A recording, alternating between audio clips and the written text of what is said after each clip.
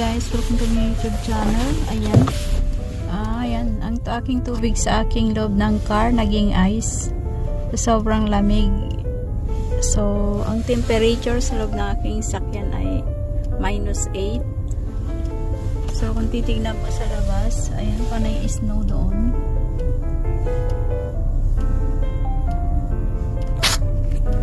Hanggang doon sa may ano, yun, ito yung harap.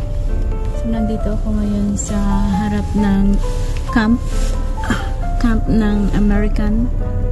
So, ayan, nandito ako sa Charleston Gate sa South Korea. So, ayan, sobrang lamig. Ang aking tubig ay naging ice, bebe. Hindi ko na maiinom itets. Kailangan mo nang pahupain. And guys, thanks for watching. God bless us all. Bye-bye.